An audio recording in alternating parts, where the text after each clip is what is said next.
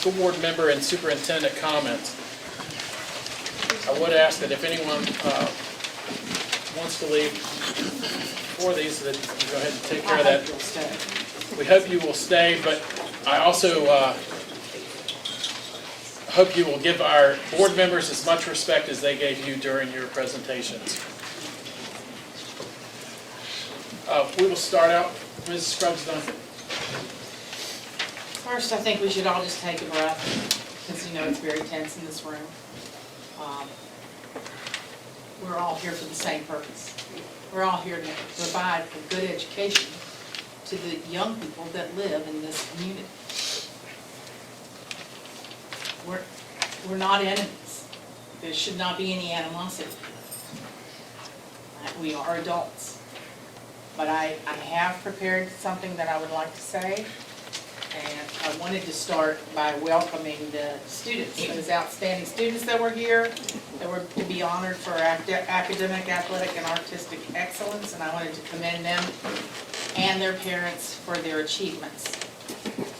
I hope there's no one out there that can't get in here to hear this. I mean, is there anybody out in the hall that can't get in the room? It was earlier, but I think they've all left. Okay. There's a few still out there.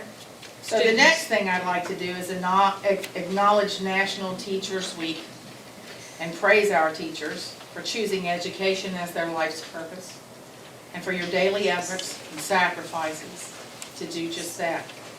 I particularly want to thank the staff, teachers, and students of families who are cooperating with the merger process.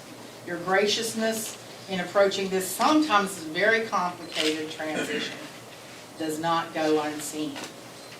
The community appreciates your leadership in preparing your students, and who are our students, for this new day that lies ahead of all of us. This leads me to reiterate the fact that I will have no part in reneging on the plan to which the two localities agreed that has allowed this school merger to move forward after decades of negotiation. I hear the voices of those who would have us double-cross our partners after the deal has been sealed. I feel that it is unethical, and I, as one vote on this school board, will never consent to it.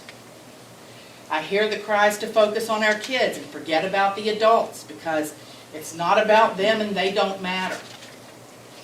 But these adults are the taxpayers of the city of Covington, the county of Alleghany, the towns of Clifton Forge and Iron Gate, and they fund our schools. They fund the teacher salaries, they fund the building maintenance, the athletic activities. It's their money that floats this boat, and they do matter. But let's go back to putting the focus back on the students and their education. I have not, your comments have not fallen on deaf ears. I've taken your comments about how this move could be harmful to the learning process into consideration. You mentioned that I came to the school on Thursday. I have been in these schools for the last 30 years.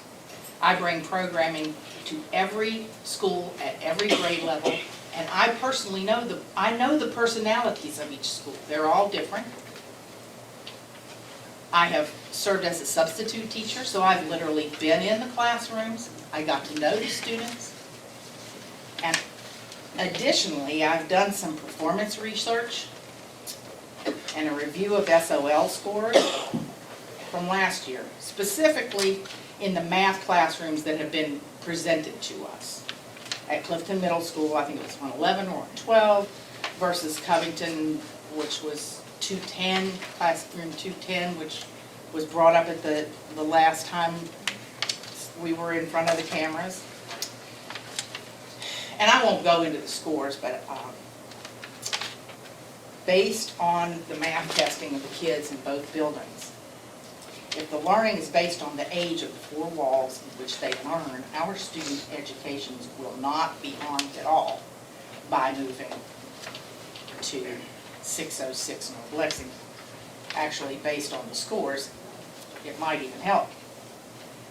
I think these kids, I think they're going to be all right. I'm sorry, was that funny? Yes, it was, I'm sorry. I'll share these scores with you. I don't want I'm to fully aware. embarrass you.